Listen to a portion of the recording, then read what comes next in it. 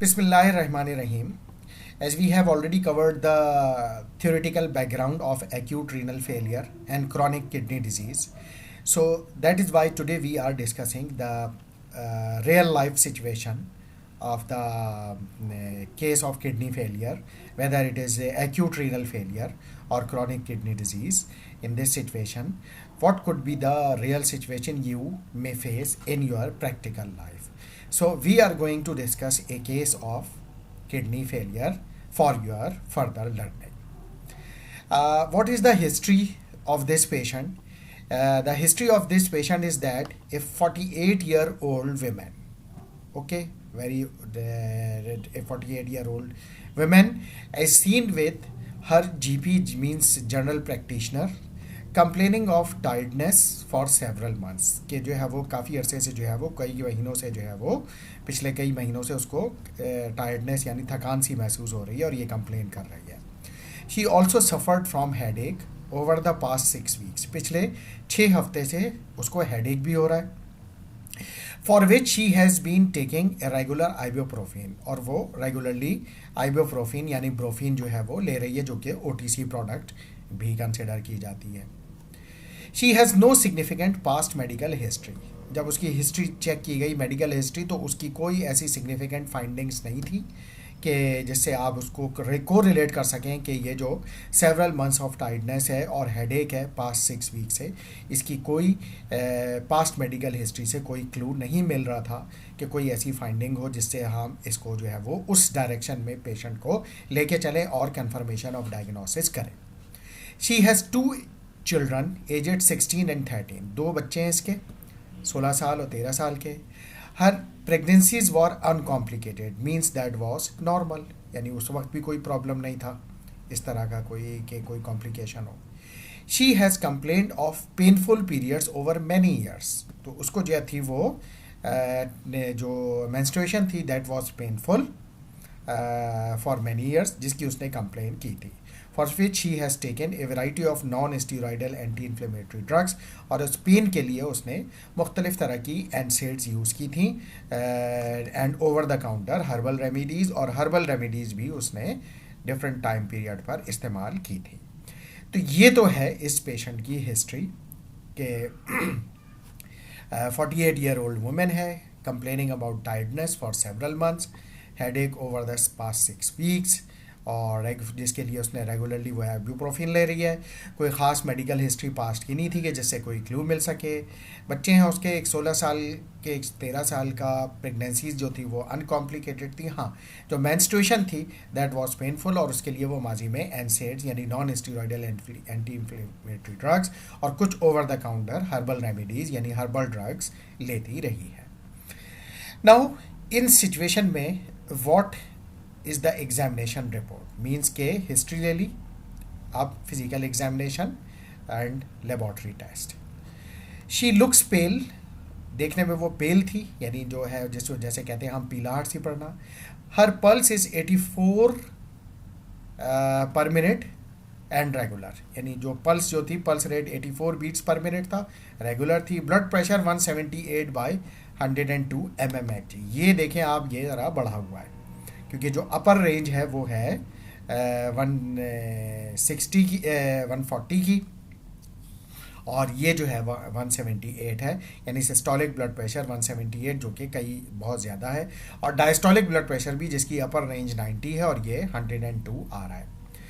अच्छा, jugular venous pressure not raised, इसका मतलब ये हुआ अगर जुगुलर वेनस प्रेशर रेज नहीं है तो इसका मतलब है कोई किसी किस्म का हार्ट फेलियर की तो कोई कंडीशन नहीं है, क्योंकि अगर ये प्रेशर रेज होता तो इसका मतलब है कि हार्ट फेलियर की तरफ भी पेशेंट जा रहा है. हार्ट साउंड्स नॉर्मल, यानी कोई एक्स्ट्रा हार्ट साउंड नहीं थी, वही लपडप साउंड जो नॉर्मल होती है वही मौजूद थी. Her respiratory and abdominal examination are normal, यानी chest examination and abdomen examination जो यूजुअली ऑस्कल्टेशन से किया जाता है यानी स्टेथोस्कोप से किया जाता है वो भी नॉर्मल था, यानी जो रेस्पिरेटरी साउंड्स थी, रेस्पिरेशन थी, वो भी नॉर्मल थी. कोई स्पेसिफिक साउंड नहीं थी लंग में कि जैसे लगे क्योंकि लंग्स का कोई प्रॉब्लम है. एब्डोमिन साउंड भी जो थी, इंटेस्टिनल साउंड्स, वो जो बिल्कुल नॉर्मल थी, कोई ऐसी फाइंडिंग्स नहीं निकली उसमें भी. न्यूरोलॉजिकल एग्जामिनेशन इज़ नॉर्मल, यानी न्यूरोलॉजिकल एग्जामिनेशन भी नॉर्मल था, उसमें भी यानी कोई फाइंडिंग ऐसी नहीं थी। फंडोस्कोपी शोज एंटी रेट्रोवेनस निपिंग, जो फंडोस्कोपी की गई यानी आई एग्जामिनेशन की गई तो उसमें देखा गया है आर्टरीज और वेनस में निपिंग है and silver wiring of the retinal vessels, यानी जो रेटिनल वेसल्स जो हैं उसमें सिल्वर वायरिंग टाइप फाइंडिंग्स थी। अच्छा, निपिंग किसे कहते हैं? निप कहते हैं उसको जैसे अगर कोई पिंच है, यानी जैसे कोई चीज़ खींची हुई है, नोची हुई है वहाँ पे, उस तरह की जो है फाइंडिंग थी फंडोस्कोपी यानी आई एग्जामिनेशन में ये फाइंडिंग थी। और रेटिना जो थी वो सिल्वर वायरिंग लाइक उसमें अपीयरेंस आ रही थी। लेबोरेटरी टेस्ट कराया गया तो हीमोग्लोबिन को देखा गया, दैट वाज 12 ग्राम पर डेसीलीटर और ये नॉर्मल रेंज में आ रहा था। वाइट सेल काउंट 10,800 जो कि ठीक है, ये भी नॉर्मल रेंज में 3,500 से 11,000 तक नॉर्मल रेंज है। प्लेटलेट काउंट 154,000, ये भी ठीक है। सोडियम 137 मिली मोल पर लीटर, ठीक है, ये भी नॉर्मल रेंज में है। पोटेशियम 4.8 मिली मोल पर लीटर, ये भी नॉर्मल रेंज में है। यूरिया 12.1, ये बढ़ा हुआ है क्योंकि इसकी मैक्सिमम रेंज है यूरिया की, ये 6.7, ये बढ़ा हुआ है। क्रिएटिनिन 375 माइक्रोमोल पर लीटर, ये भी बढ़ा हुआ है 70 to 120 माइक्रोमोल पर लीटर। बाइकार्बोनेट 18 नॉर्मल रेंज में है, 20 बल्कि ये बाइकार्बोनेट कम भी है देखें। And urine analysis less protein and some blood, यानी थोड़ा सा, यानी क्वांटिटेटिव एनालिसिस में कुछ प्रोटीन और कुछ ब्लड सेल्स भी आए हैं। तो ये क्लियर इंडिकेशन ये दे रहा है कि there is something wrong in the kidney, कि क्रिएटिनिन भी बढ़ा हुआ है बहुत ज़्यादा और यूरिया भी बहुत ज़्यादा बढ़ा हुआ है। तो ये हमें इंडिकेशन दे रहा है कि पेशेंट का जो प्रॉब्लम है वो किडनी का है और जो कंप्लेन भी है वो इसी वजह से हो रही है। नाउ क्वेश्चंस अब यहाँ पे इन सिचुएशन को देखने के बाद, यानी एग्जामिनेशन और इन्वेस्टिगेशन के बाद हमारे पास ये सवाल पैदा होता है कि क्या सिचुएशन है, तो क्या क्वेश्चंस अब यहाँ पर आ रहे हैं। What are the potential causes of patient's renal failure, यानी अगर यहाँ पेशेंट रीनल फेलियर में जा रहा है यूरिया के बढ़े हुए होने की वजह से और क्रिएटिनिन के बढ़े हुए होने की वजह से और बाइकार्बोनेट के कम होने की वजह से, तो what are the potential causes of this patient's renal failure and how would you investigate and manage this patient. तो आप इस पेशेंट को फर्दर इन्वेस्टिगेट और मैनेज कैसे करेंगे। तो now we will find or discuss the answer of this case. First, this woman has significant renal failure. पहली चीज़ तो ये कि इसको significant renal failure है क्योंकि creatinine level बहुत ज़्यादा बढ़ा हुआ है, यूरिया लेवल भी काफ़ी बढ़ा हुआ है and with associated with acidosis and anemia. थोड़ा सा anemia इसलिए उन्होंने कहा है कि क्योंकि ये lower साइड पर है, ठीक है, 12 ग्राम, 11.7 और 12 में कोई ज़्यादा डिफरेंस नहीं है। एनीमिक कह तो नहीं सकते लेकिन एनीमिया की साइड पे। एसिडोसिस हम इसलिए कह रहे हैं क्योंकि बाइकार्बोनेट लेवल जो है वो नॉर्मल से कम है, तो इस वजह से जो है वो एसिडोसिस में जा रहा है। हर यूरिन एनालिसिस मींस के यूरिन डीआर इज़ नेगेटिव, यानी कोई बहुत ज़्यादा ख़ास रिपोर्ट नहीं है, which it exclude A glomerular disease. तो ये यानी कोई ग्लोमेरुलर नेफ्राइटिस या ग्लोमेरुलर मेम्ब्रेन है वहाँ पर कोई डिजीज़ नहीं है। It is more likely that her renal failure is due to tubulo-interstitial disease, यानी जो ट्यूब्यूल्स हैं, रीनियल ट्यूब्यूल्स हैं और इंटरस्टिशियल स्पेसेस हैं, उसकी डिजीज़ की वजह से है। और वैसे कोई रीनल फेलियर की और कोई ख़ास वजह समझ नहीं आ रही। और disease affecting the renal vasculature, या डिजीज़ ऐसी है जो कि रीनल वैस्कुलेचर यानी रीनल ब्लड सप्लाई पर असरअंदाज हो रही है, तो उसको जो है वो that would be the cause, such as accelerated phase hypertension. और ये शायद उस वजह से हो रही है रीनल ब्लड वेसल्स यानी रीनल वैस्कुलेचर जो है वो ब्लड वेसल्स जो है वो डिस्टर्ब हो रहा है क्योंकि उसको हाइपरटेंशन के फेजेस हैं, क्योंकि ब्लड प्रेशर जब बढ़ता है तो रीनल आर्टरीज और पे प्रेशर पड़ता है, तो जिसकी वजह से वो डैमेज होना शुरू हो जाती है। क्योंकि यहाँ पर ये बात आप ये रखिएगा, याद रखिएगा कि जब ब्लड प्रेशर मुसलसल हाई रहने लगता है तो जो ब्लड वेसल्स होती हैं उनमें एक प्रेशर जनरेट होता है, तो उससे ये होता है कि स्मूथ मसल्स पर प्रेशर पड़ता है तो वो, और अगर वो प्रेशर मुसलसल बरकरार रहे यानी ब्लड प्रेशर को कंट्रोल नहीं किया गया तो फिर क्या होता है कि वहाँ के स्मूथ मसल्स में इन्फ्लेमेशन होने लगती है, जब वो इन्फ्लेमेशन होने लगती है और उस वक्त भी आपने ब्लड प्रेशर को कंट्रोल नहीं किया तो फिर वो ब्लड जो स्मूथ मसल्स हो जाते हैं वो स्टिफेंड हो जाते हैं, यानी हार्ड हो जाते हैं, उनकी इलास्टिसिटी ख़त्म हो जाती है और फिर ब्लड प्रेशर परमानेंटली परसिस्ट करना शुरू कर देता है। और ये होता है दरअसल के जो वैस्कुलेचर है यानी ब्लड वेसल जो है उनकी जो इंटीग्रिटी है यानी जो इलास्टिसिटी वाली इंटीग्रिटी है वो कॉम्प्रोमाइज़ हो गई है। अच्छा, so now the potential causes of tubulo interstitial disease in this case are the NSAIDs, और जो ट्यूब्यूल जो है वो रीनल ट्यूबुलर जो डैमेज है वो because of use of NSAIDs हैं एंड हर्बल मेडिसिन्स हैं। ठीक है, disease in the case are the NSAIDs and the herbal medicines. क्योंकि ये बात याद रखिएगा, जब एनसेड्स बहुत ज़्यादा यूज़ की जाएंगी और एक्सेसिव डोज में यूज़ की जाएंगी तो they will damage the kidney, specially renal tubules को वो डैमेज करते हैं। आप जितने भी जो है वो एनसेड्स हैं अगर उनका लीफलेट उठा के देखें तो उसमें ये लिखा होता है कि एक्सेसिव यूज़ में कॉज नेफ्राइटस, ग्लोमेरुलोनेफ्राइटस या ट्यूबुलो इंटरस्टिशियल डिजीज़। इस तरह की सिचुएशन जो है वो किडनी को डैमेज करती है। Her hypertension is likely to secondary to her tubulo interstitial disease, यानी उसको जो हाइपरटेंशन हो रही है वो tubular disease, tubulo interstitial disease की वजह से हो रही है, यानी रीनल ट्यूब्यूल और इंटरस्टिशियल स्पेसेस जो हैं वहाँ पे जो है सेल्स जो हैं उनकी वजह से हो रही है। And is accelerating the progression of her renal failure, और जिसकी वजह से पेशेंट जो है वो रीनल की फेलियर की तरफ बढ़ता ही चला जा रहा है, यानी डिजीज़ जो है वो प्रोग्रेस हो रही है कंप्लीट रीनल फेलियर की तरफ। यानी आहिस्ता आहिस्ता किडनी जो है वो पहले थोड़ी सी डैमेज थी, फिर और डैमेज होना शुरू हुई, फिर और डैमेज होना शुरू हुई, फिर और डैमेज होना शुरू हुई। तो इस तरह से जो है वो उसकी जो केस है वो फर्दर डिटेरियोरेट यानी फर्दर जो है वो डैमेज की तरफ जा रहा है। नाउ एनसेड्स पे अगर हम बात करें तो NSAIDs cause acute kidney injury by two different mechanisms. जैसा कि मैंने बताया कि इनके लीफलेट में लिखा होता है कि ये किडनी इंजरी, किडनी डैमेज करते हैं।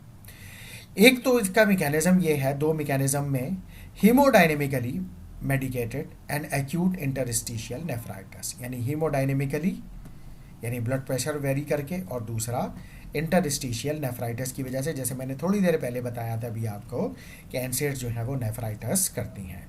तो इंटरस्टिशियल नेफ्राइटिस और haemodynamically means blood pressure vary करके दोनों तरह से जो है वो ये इनोवेट करती हैं। हीमोडायनेमिकली कैसे करेंगी? Haemodynamically mediated acute failure is due to inhibition of prostaglandin synthesis, क्योंकि प्रोस्टाग्लैंडिन की सिंथेसिस इनहिबिट होगी। इसका मैकेनिज्म ये है कि प्रोस्टाग्लैंडिन्स क्या करते हैं कि prostaglandins when they release they cause vasodilation. तो जब ये रीनल प्रोस्टाग्लैंडिन रिलीज होते हैं तो ये रीनल आर्टरी में, रीनल ब्लड वेसल्स में वेजोडाइलेशन करते हैं, जिसकी वजह से वहाँ पर ब्लड फ्लो जो होता है वो ठीक रहता है और फिल्ट्रेशन भी और रीएब्जॉर्प्शन भी सही चल रही होती है। लेकिन जब पेशेंट एनसेड्स ले रहा होता है तो ये इट वेरी वेल कि एनसेड्स जो हैं दरअसल प्रोस्टाग्लैंडिन्स को इनहिबिट करती हैं। तो जब वो प्रोस्टाग्लैंडिन्स को इनहिबिट करेंगी तो डेफिनेटली रीनल प्रोस्टाग्लैंडिन्स भी इनहिबिट होंगे। जब रीनल प्रोस्टाग्लैंडिन्स इनहिबिट होंगे तो रीनल आर्टरी में वेजो कंस्ट्रक्शन होगी और जिसकी वजह से ब्लड प्रेशर और फ्लूइड एक्यूमुलेशन, ब्लड प्रेशर भी बढ़ना शुरू हो जाएगा और फ्लूइड एक्यूमुलेशन भी बॉडी में होना शुरू हो जाएगी, क्योंकि जब ब्लड कम जाएगा किडनी में तो फिल्ट्रेशन का प्रोसेस भी कम होगा। तो इस वजह से जो है वो इस तरह से इस मैकेनिज्म के ज़रिए जो है वो ये एनसेड्स जो है वो किडनी को डैमेज करती हैं, यानी जो हीमोडायनेमिकल मीडिएटेड जो है वो या मेडिकेटेड जो है वो इस तरह से होता है। Prostaglandins cause pre renal vasodilation, जैसे मैंने अभी बताया कि प्रोस्टाग्लैंडिन्स क्या करेंगे, रीनल आर्टरी में वेजोडाइलेटेशन करेंगे। तो cause pre renal vasodilation which is crucial to maintain renal perfusion, जो कि ज़रूरी है जो किडनी में ब्लड सप्लाई है उसको मेंटेन रखने के लिए, यानी जो वेजोडाइलेशन है प्री रीनल रीजन में यानी रीनल आर्टरी में वो बहुत ज़रूरी है ताकि blood supply towards kidney normal रहे और किडनी को सही मानों में ब्लड मिलता रहे। अच्छा, स्पेशली ये जो है prostaglandins cause pre renal vasodilation which is crucial to maintain renal perfusion in the setting of hypovolaemia, और ख़ास तौर से उस सिचुएशन में जब पेशेंट जो हो वो हाइपोवॉल्यूमिया में जा रहा हो, यानी ब्लड वॉल्यूम जिसका कम हो। इसके अलावा सिरोसिस में एंड हार्ट फेलियर के केस में भी ये इम्पॉर्टेंट होता है कि blood supply towards kidney maintain रहे, सही रहे, और रीनल परफ्यूजन भी नॉर्मल रहे। अच्छा, in this case there is no evidence that she is dehydrated. अभी जो केस है, अभी इसमें किसी किस्म की कोई फाइंडिंग नहीं है कि पेशेंट जो है वो डिहाइड्रेटेड है, यानी उसमें वाटर की कमी हो रही है। NSAIDs also cause an interstitial nephritis, ये हम ऑलरेडी बात कर चुके हैं कि ये एक्यूट इंटरस्टिशियल नेफ्राइटिस, यानी जो जितने भी एनसेड्स हैं, non steroidal anti inflammatory drugs, चाहे वो नॉन सिलेक्टिव कॉक्स हों, इनहिबिटर्स हों, चाहे सिलेक्टिव कॉक्स टू इनहिबिटर हों, सब के सब एक्यूट इंटरस्टिशियल नेफ्राइटिस कॉज करते हैं। तो हमें ये बात भी मद्देनज़र हमेशा रखनी पड़ेगी।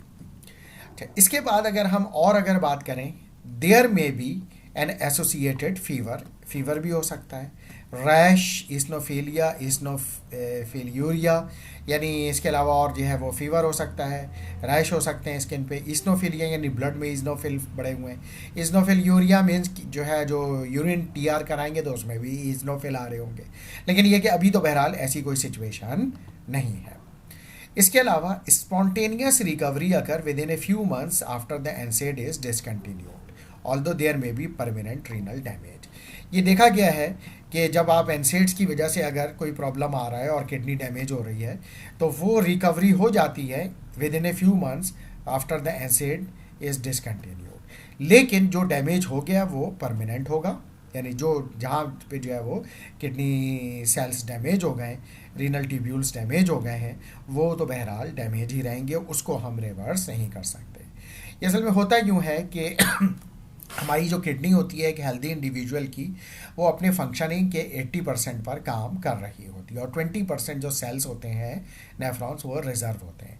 वो उसी वक्त काम करते हैं जब 80% में से कुछ परसेंट अगर काम करना बंद कर दे, डैमेज हो जाए, सही नहीं काम कर रहा हो, तो फिर वो 20% में से जो प्रपोर्शन होता है वो काम करना शुरू कर देता है, उसकी जगह ले लेता है, ताकि किडनी की या बॉडी की जो किडनी से काम की जो ज़रूरियात हैं, यानी जो फिल्ट्रेशन और एलिमिनेशन ऑफ वेस्ट प्रोडक्ट है, उसको जो है वो कंपनसेट करे। तो वो उस वजह से जो है वो रिकवरी जो है हमें नज़र आती है। लेकिन जो बहरहाल डैमेज हो गया परमानेंटली, वो रीनल डैमेज जो परमानेंट हो गया वो बहरहाल डैमेज हो गया, उसको हम रिवर्स नहीं कर सकते, उसको हम यानी क्योंकि वो नेक्रोसिस में चला गया।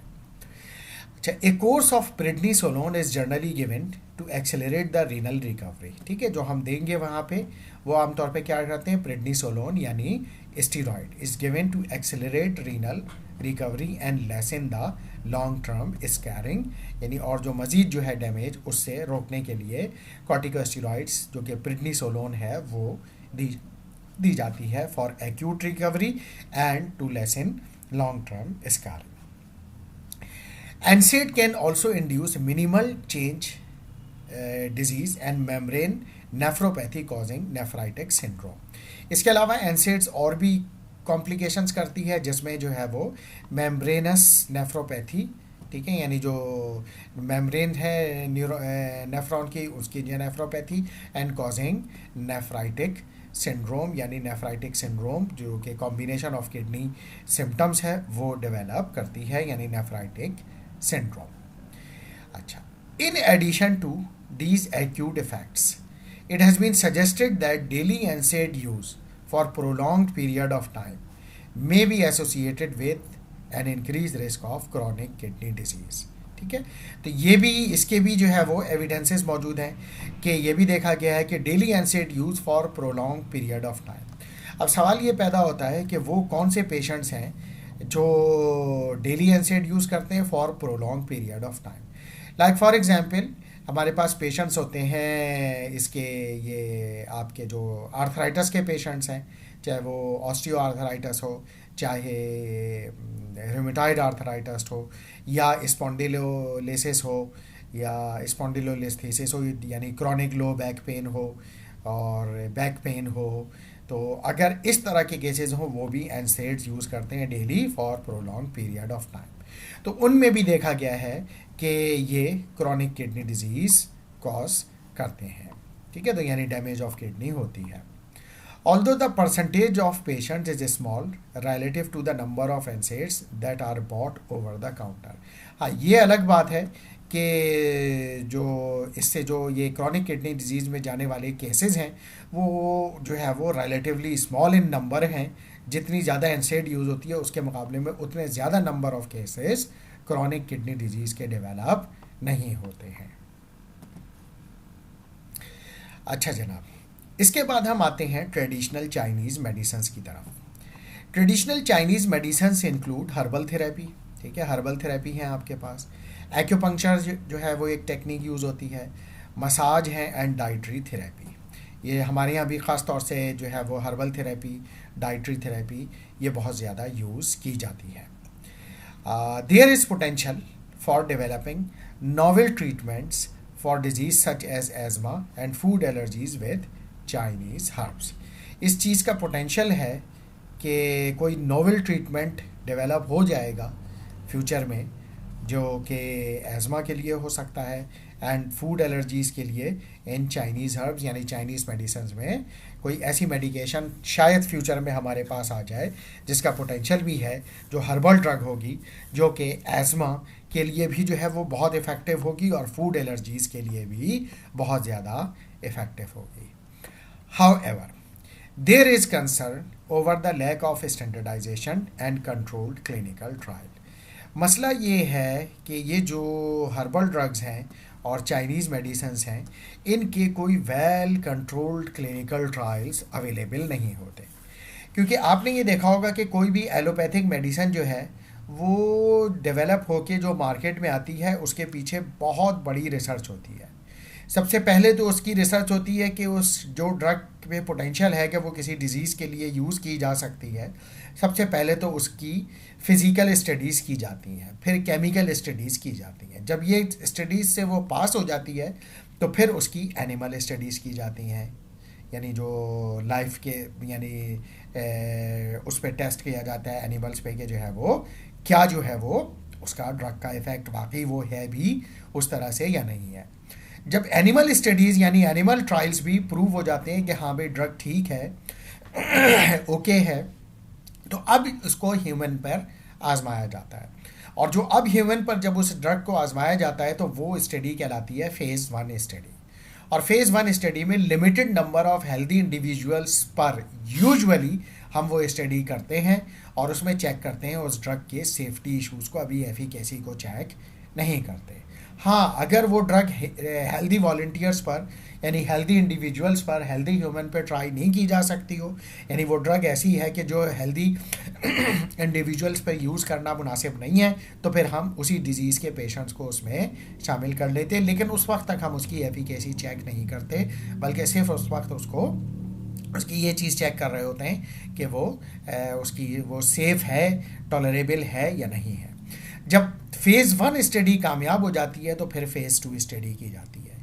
फेज़ 2 स्टडी की जाती है लिमिटेड नंबर ऑफ पेशेंट्स में, उस डिज़ीज़ के पेशेंट्स में जिस डिज़ीज़ के लिए वो ड्रग डेवलप की जा रही है।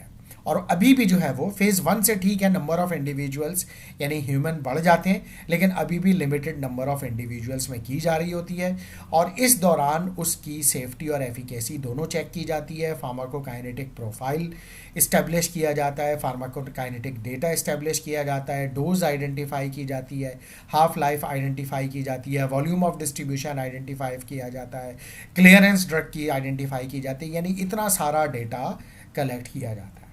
जब फेज़ 2 से भी ड्रग पास हो जाती है तो फिर क्या किया जाता है, फिर उसके बाद इसको large randomised controlled clinical trials में ले जाया जाता है। ठीक है, तो लार्ज स्टडीज़ होती हैं, इसमें लार्ज नंबर ऑफ पेशेंट्स होते हैं, यानी स्टडी की पावर बढ़ाई जाती है। वो कैसे, ताकि पावर बढ़ाने का मतलब है कि स्टडी में एरर के चांस को ख़त्म किया जाता है। एरर के चांस को ख़त्म करने के लिए इसको लार्ज नंबर ऑफ़ इंडिविजुअल्स में ट्राई किया जाता है वो इसी ड्रग को, और तब कोशिश की जाती है कि दुनिया भर के जितने के एथनिक ग्रुप हैं और रेसेस हैं उन सबको शामिल किया जाए, ताकि जो है ये सब पर इस ड्रग के इफ़ेक्ट मालूम किए जा सके कि उन तमाम में इफ़ेक्टिव भी है और सेफ़ है या नहीं है। क्योंकि रेसेस या एथनिक ग्रुप में बाज़ दफ़ा फार्माकोजेनेटिक डिफरेंस होता है, जिसकी वजह से ड्रग का रिस्पॉन्स वेरी कर सकता है। तो उसी वजह से जो है वो तमाम रेसेस और एथनिक ग्रुप को कोशिश की जाती है फेज़ 3 क्लिनिकल ट्रायल्स में शामिल किया जाए, ताकि अगर कोई एथनिक ग्रुप के डिफरेंसेस की वजह से या जेनेटिक डिफरेंस की वजह से कोई वेरिएशन है ड्रग की एफिकेसी या टॉलरेबिलिटी में या सेफ्टी में, तो वो उसी वक्त अनकवर हो जाए और जो है वो हमें मालूम हो जाए, और हम उसके हिसाब से फिर उस पर्टिकुलर रेस या एथनिक ग्रुप में उस ड्रग की रिकमेंडेशन करें, ताकि जो है वो बाद में ये ना हो कि बाद में क्लिनिकल ट्रायल के बाद फेज़ 3 के बाद वो ड्रग मार्केट में आ गई और फिर उस ड्रग से नुकसान होना शुरू हो गए उस पर्टिकुलर रेस या एथनिक ग्रुप में। फिर बाद में पता चला कि नहीं, इतनी डोज में या इसमें ये ड्रग जो है इन पेशेंट्स में या इस एथनिक ग्रुप में इफेक्टिव या सेफ नहीं है, क्योंकि इनका जेनेटिक मेकअप डिफरेंट है, इनकी फिजियोलॉजी डिफरेंट है। तो इस वजह से, तो इसी वजह से जो लार्ज कंट्रोल्ड क्लिनिकल ट्रायल्स होते हैं फेज़ 3 जो होती है, उसमें तमाम एथनिक ग्रुप को और रेसेस को शामिल किया जाता है दुनिया भर की, ताकि अगर इस तरह के कोई डिफरेंसेस हैं तो उसी वक्त आइडेंटिफाई हो जाए और फिर उसके मुताबिक उन पेशेंट्स को उसकी डोज और एफिकेसी को मद्देनज़र रखते हुए वो ड्रग दी जाए। तो इसी वजह से इस तमाम प्रोसेस को जो मैंने बताया, फिज़िकल स्टडीज़, केमिकल स्टडीज़, फिर एनिमल स्टडीज़, फिर फेज़ 1, फेज़ 2, फेज़ 3, इस तमाम प्रोसेस को हम कहते हैं स्टैंडर्डाइजेशन करना, यानी ये किसी ड्रग की एक स्टैंडर्ड को मेंटेन करके एक चीज़ सामने लेकर आना, मार्केट में लेकर आना। तो मसला ये है कि हर्बल मेडिसिन्स में ये इतने लार्ज क्लिनिकल ट्रायल्स या स्टैंडर्डाइजेशन का लेवल वो नहीं है जो कि एलोपैथिक मेडिसिन्स में होता है। तो इस चीज़ में हर्बल मेडिसिन्स और चाइनीज़ मेडिसिन जो है वो लैग करती हैं। तो इसी वजह से इनके जो एविडेंसेस भी हैं उस पर हम बहुत ज़्यादा रिलाय नहीं कर सकते। Chinese herbal medicines containing aristolochic acid, ठीक है ना, aristolochic acid have been implicated in specific nephropathy characterize by extensive interstitial fibrosis. तो ये चाइनीज़ हर्बल मेडिसन है जिसमें ये एरिस्टोलॉचिक एसिड मौजूद होता है। इसको ये देखा गया है कि ये जो है नेफ्रोपैथी में जो है वो इफ़ेक्टिव है, स्पेशली एक्सटेंसिव इंटरस्टिशियल फाइब्रोसिस के केस में with atrophy and loss of टेब्यूल्स, इसमें जो है वो इसको देखा गया है इफेक्टिव है। With thickening of the walls of the interlobular and afferent arterioles, यानी ऐसी सिचुएशन में जिसमें जो लोब्यूल्स हैं और अफेरेंट आर्टेरियोल्स हैं अगर वो थिक हो गए हों तो दैट इज़ इफेक्टिव। बट वही वाली बात है कि इसके जो स्टैटिस्टिक्स हैं, जो डेटा है, जो एविडेंस है, वो इतने स्ट्रॉन्ग नहीं है, उतने स्टैंडर्डाइज नहीं है जितने स्टैंडर्डाइज कंपैरेटिवली एलोपैथिक ड्रग्स होती हैं। Blood pressure is generally normal और ओनली मॉडेस्टली एलिवेटेड। आमतौर पे जो है ब्लड प्रेशर जो है जनरली नॉर्मल या मॉडेस्टली एलिवेटेड है। Patient presenting with creatinine less than 200 will generally stabilise their renal function after stopping the Chinese medication. और ये देखा गया है कि चाइनीज़ मेडिकेशन से अगर उनका क्रिएटिनिन लेस देन 200 है तो जैसा कि हमने यहाँ पे अभी देखा कि ये 375 है और मैक्सिमम लिमिट 120 है, तो वो जो है इस चाइनीज़ मेडिसिन से रिस्पॉन्ड कर जाते हैं और generally stabilise their renal function after stopping the Chinese medication, जब इससे ठीक हो जाता है। यानी जैसी किडनी ठीक होती है चाइनीज़ मेडिसिन से तो फिर ये क्रिएटिनिन लेस देन 200 तक चला जाता है। Patient presenting with worse kidney function will generally progress to and stage kidney failure. जिनका वर्स किडनी प्रोग्रेस होता है वो फिर ESRD यानी एंड स्टेज रीनल डिजीज़ की तरफ चले जाते हैं, जिसको हम कहते हैं कि जब creatinine clearance less than 10 ml per minute और कुछ रेफरेंसेस में less than 5 ml per minute कहलाता है। तो हम इसको कहते हैं एंड स्टेज रीनल डिजीज़ या स्टेज 5 रीनल डिजीज़ भी हम उसको कहते हैं as per the guidelines of American College of Nephrology. अच्छा, अगर हम अभी जो केस डिस्कस कर रहे थे ये तो हमने थोड़ा सा थ्योरेटिकल बैकग्राउंड देख लिया इस केस के हवाले से। तो in this case it is important to find out if her renal failure is acute और लॉन्ग स्टैंडिंग, कि ये रीनल फेलियर अभी एक्यूट है या लॉन्ग स्टैंडिंग यानी या क्रॉनिक किडनी डिजीज़ है। This can easily be discovered if she had previous measurement of her serum creatinine.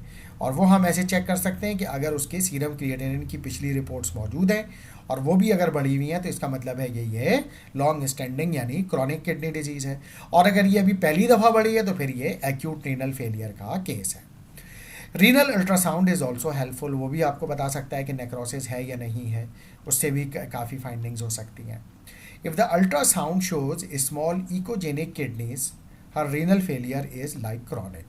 अगर इकोजेनिक किडनीज़ हैं और स्मॉल किडनीज़ हैं, यानी जो किडनी जो है वो स्मॉल एंड श्रिंक हुई हुई हैं, तो ये most probably it is chronic kidney disease, not acute renal failure. If her kidneys are normal in size, a renal biopsy is indicated to confirm the diagnosis and assess the extent of inflammation and scarring। अच्छा, और ये कि अगर अभी normal size है तो एक तो ये कि ये एक्यूट कंडीशन है, और ये कि ये चेक करने के लिए कि अभी कितनी इन्फ्लेमेशन है यानी नेफ्राइटिस है और कितनी स्कारिंग यानी डैमेज हो चुकी है नेक्रोसिस, उसको आइडेंटिफाई करने के लिए renal biopsy is a good option. इससे हमें काफ़ी इंफॉर्मेशन मिल सकती है। एनीवे अभी हमें इस पेशेंट को मैनेज करना होगा। तो इस सिचुएशन में in this case her renal failure is likely due to NSAID induce interstitial nephritis. तो अभी जो पेशेंट का जो ये है केस है, ये लग तो यही रहा है कि एनसेड इंड्यूस इंटरस्टिशियल नेफ्राइटिस की वजह से है। He should be advise to stop NSAIDs and Chinese herbal medicine. एक तो ये कि एनसेड को स्टॉप कर दे, चाइनीज़ हर्बल मेडिसिन को स्टार्ट कर दे, and never to restart these drugs. ठीक है, और ये रीस्टार्ट ना करें, and should be given short course of prednisolone to hasten the renal recovery.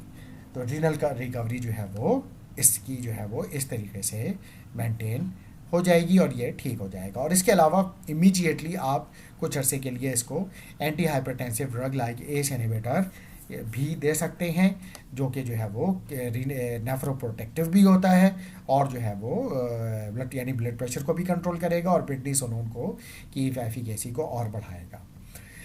Now we are at the end of this case, what are the key points? A full drug history is vital in patients with unexplained renal failure। तमाम, ताकि ये drug का पता चले, क्योंकि हमने यहाँ पे देखा ना कि चाइनीज़ मेडिसिन हो गई या एनसेड्स हो गई, इसकी वजह से प्रॉब्लम आ रही है। NSAIDs are the commonest drug implicated in interstitial nephritis, यानी इंटरस्टिशियल नेफ्राइटिस में सबसे ज़्यादा जो कॉमन ड्रग हैं जो इन्वॉल्व होती हैं वो होती हैं NSAIDs. Aristolochic acid containing Chinese herbal medicine cause a characteristic nephropathy, और ये भी नेफ्रोपैथी करती हैं वो चाइनीज़ मेडिसिन जिनमें एरेस्टोलॉचिक एसिड मौजूद होता है। तो थैंक यू वेरी मच। इसके साथ ही हम इस केस का एंड करते हैं। I hope you have learned so many things in this case and enjoyed it.